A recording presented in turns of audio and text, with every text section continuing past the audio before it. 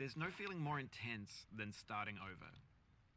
If you deleted your homework the day before it was due, as I have, or if you left your wallet at home and you have to go back after spending an hour in the commute. If you won some money at the casino and then put all your winnings on red but it came up black. If you got your best shirt dry cleaned before a wedding and then immediately dropped food on it. If you won an argument with a friend and then later discovered that they just returned to their original view. Starting over is harder than starting up. If you're not ready for that, like if you've already had a bad day, then what you're about to go through might be too much. Feel free to go away and come back. I'll be here. Alright, thanks for coming with me on this trip. I'll understand if you have to take a break at any point. Just find a safe place to stop and quit the game. And don't worry, I'll save your progress, always. Even your mistakes. This game is a homage to a free game that came out in 2002, titled Sexy Hiking. The author of that game was Jazuo, a mysterious Czech designer who was known at the time as the father of B games. And B games are rough assemblages of found objects. Designers slap them together very quickly and freely, and they're often too rough and unfriendly to gain much of a following. They're built more for the joy of building them than as polished products. In a certain way, Sexy Hiking is the perfect embodiment of a B game. It's built almost entirely out of found and recycled parts, and it's one of the most unusual and unfriendly games of its time. In it, your task is simply to drag yourself up a mountain with a hammer. And that act of climbing, in the digital world or in real life, has certain essential properties that give the game its flavor.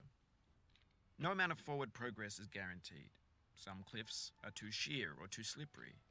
And the player is constantly, unremittingly in danger of falling and losing everything. Anyway, when you start Sexy Hiking, you're standing next to this dead tree that blocks the way to the entire rest of the game. It might take you an hour to get over that tree, and a lot of people never got past it. You prod and you poke at it, exploring the limits of your reach and your strength, trying to find a way up and over. And there's a sense of truth in that lack of compromise. Most obstacles in video game worlds are fake. You can be completely confident in your ability to get through them once you have the correct method or the correct equipment or just by spending enough time. In that sense, every pixelated obstacle in Sexy Hiking is real. The obstacles in Sexy Hiking are unyielding, and that makes the game uniquely frustrating. But I'm not sure Jazuo intended to make a frustrating game. The frustration is just essential to the act of climbing, and it's authentic to the process of building a game about climbing. A funny thing happened to me as I was building this mountain. I'd have an idea for a new obstacle, and I'd build it, test it, and it would usually turn out to be unreasonably hard. But I couldn't bring myself to make it easier. It already felt like my inability to get past the new obstacle was my fault as a player rather than as a builder.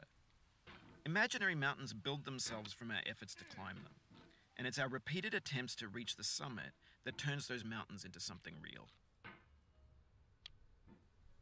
When you're building a video game world, you're building with ideas, and that can be like working with quickset cement. You mold your ideas into a certain shape that can be played with, and in the process of playing with them, they begin to harden and set until they're immutable, like rock. And at that point, you can't change the world. Not without breaking it into pieces and starting fresh with new ideas.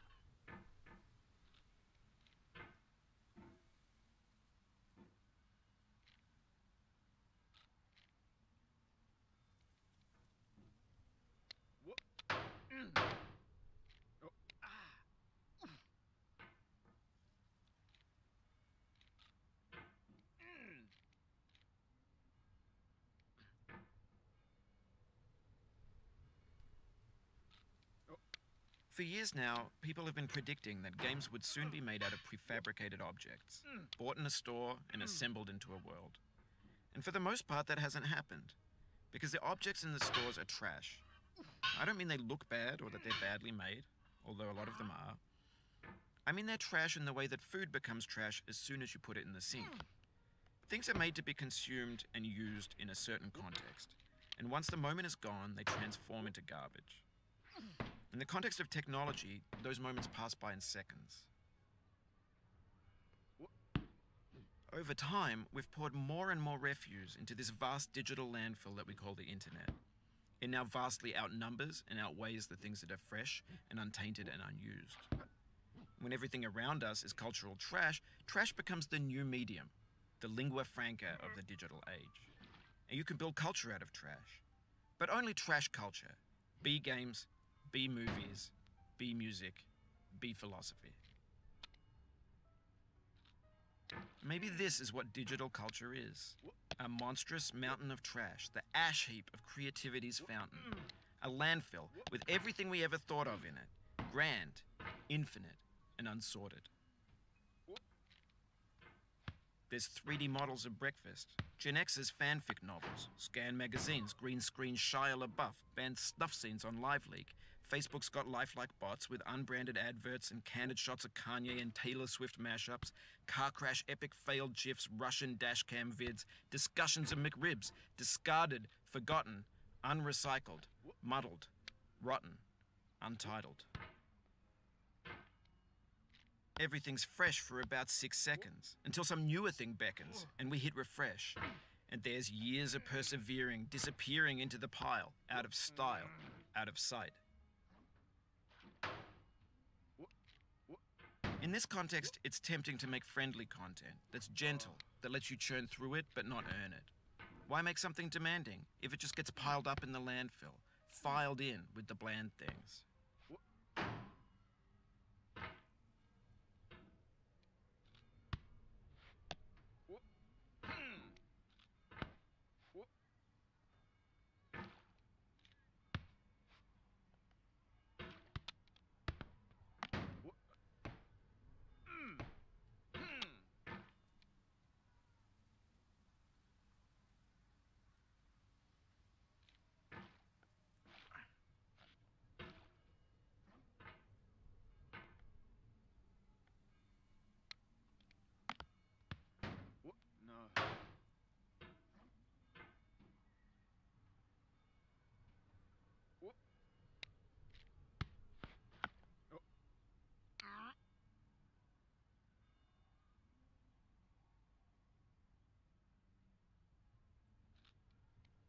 Oh, you just lost a lot of progress.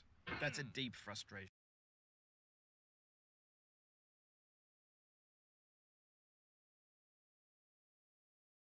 A real punch in the gut.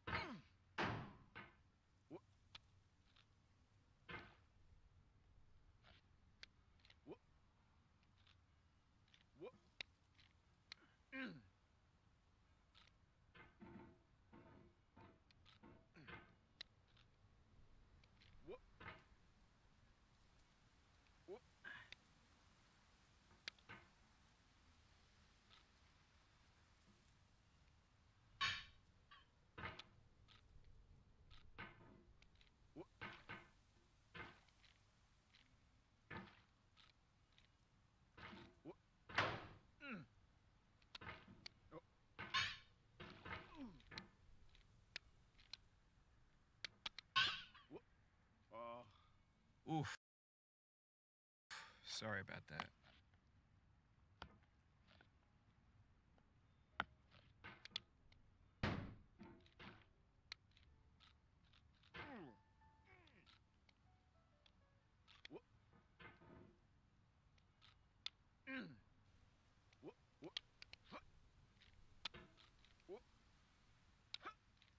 Oh, it happened again. Keep on trying. Don't let it get to you.